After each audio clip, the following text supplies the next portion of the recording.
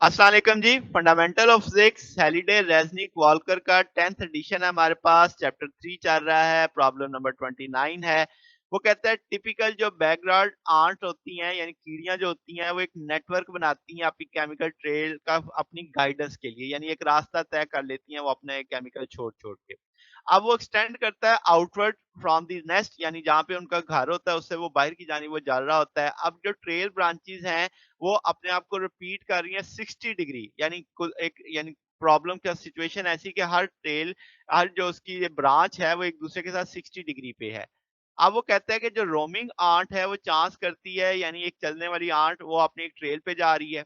अब वो बता सकती है कि यानी हम बता सकते हैं कि अपने नेस्ट से उसका पॉइंट कहाँ तक है। तो आप कहें कि अगर वो मूव अवे कर रही है नेस्ट से तो उसके बाद 2 चॉइसेस होंगी, यानी यहाँ से अगर हम चलते हैं तो। अब वो क्या है ताकि वो पाथ उसे स्मॉल टर्न टर्न करता है 30 डिग्री लेफ्टवर्ड 30 डिग्री राइटवर्ड, यानी जिस तरफ भी अगर हम कहते हैं तो अगर देखें तो 30 डिग्री इधर या 30 डिग्री इधर।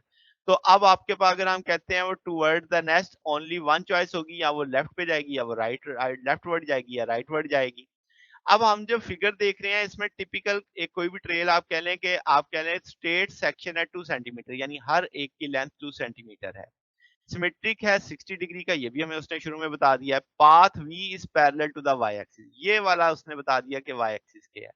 फिर हमसे मांग क्या रहा है, मैग्नीट्यूड मांग रहा है, एंगल मांग रहा है, positive direction super impose x axis के लिहाज से जब आपकी डिस्प्लेसमेंट होगी नेस्ट की, अगर वो एंटर करती है ए पे, ये ए दिखाया गया है, ठीक है। और अगर वो जाती है बी पॉइंट पे, ये बी दिखाया गया इस तक। तो अब हमसे पूछा जा रहा है कि इन दोनों के मैग्नीट्यूड और एंगल बताओ। तो हमें जो गिवन सिचुएशन है हमें पता है कि जी जो उनका नेस्ट है वो या रेस्ट पोजीशन डब्ल्यू से स्टार्ट होगी यहाँ से। अब हर सेगमेंट की लेंथ जिसे हम एल नॉट कह देंगे वो 2 सेंटीमीटर है। फिर एंगल हर सेगमेंट का दूसरे के साथ कितना है, 60 डिग्री का है। अब हम ए तक चलते हैं, तो अगर ए तक चलना है तो जो रास्ता अख्तियार करेंगे वो नीचे मैं तस्वीर में दिखा देता हूँ।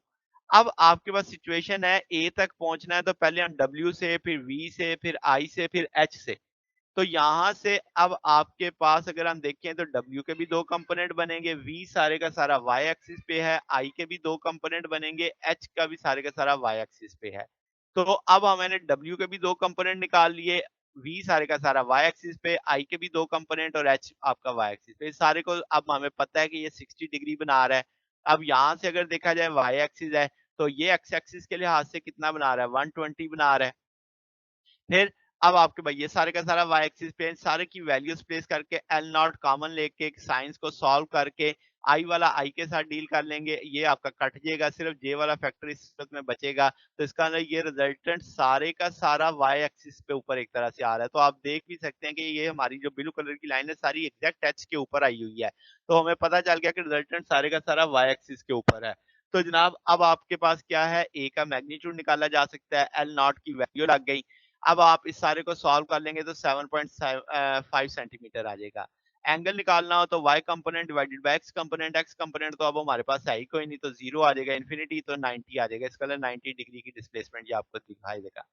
अब इसी तरीके से हम अगर हम बी की बात करते हैं, तो अब आपके पास क्या है कि आपके पास बी वेक्टर तक पहुंचने के लिए जो पाथ हम फॉलो करेंगे वो डब्ल्यू वी जे पी और ओ वाला बनेगा, जैसे मैंने यहाँ पे दिखाया।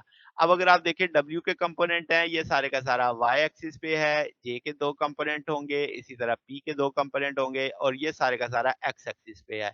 तो मैंने उसी तरीके से डिवीजन कर ली। अब आपके पास सारे सेगमेंट्स चूंकि सबकी लेंथ तो एक जैसी थी ईच सेगमेंट, तो मैंने इन सबको एल नॉट से मैग्नीट्यूड दे दिया।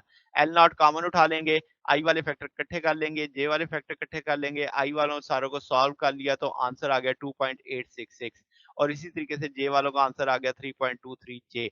अब आपने इसके साथ 2 सेंटीमीटर को मल्टीप्लाई कर देना है, जो एल नॉट की लेंथ बाहर कॉमन ली हुई थी, तो ये 5.732 सेंटीमीटर, ये 6.46 सेंटीमीटर आ जाएगा। अब हमें बी वेक्टर पता लग चुका है, हम बी का मैग्नीट्यूड निकाल सकते हैं, आई के साथ जो लिखा हुआ है उसका स्क्वायर, जे के साथ जो लिखा हुआ है उसका स्क्वायर, तो ये 8.6 सेंटीमीटर आ जाएगा।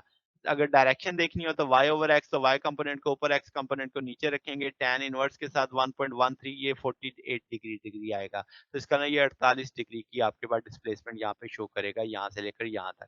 तो ये जनाब हमारे पास सॉल्यूशन था। अगर आपको इसमें कोई बात पूछनी हो, डाउट हो तो नीचे कमेंट्स में पूछ सकते हैं। वीडियो अच्छी लगी हो तो वीडियो को लाइक कीजिएगा, दोस्तों के साथ शेयर कीजिएगा, चैनल को सब्सक्राइब कर दीजिएगा। अब तक के लिए इतना ही, बकिया इंशाल्लाह हम नेक्स्ट देखेंगे। ओके, अल्लाह हाफिज़।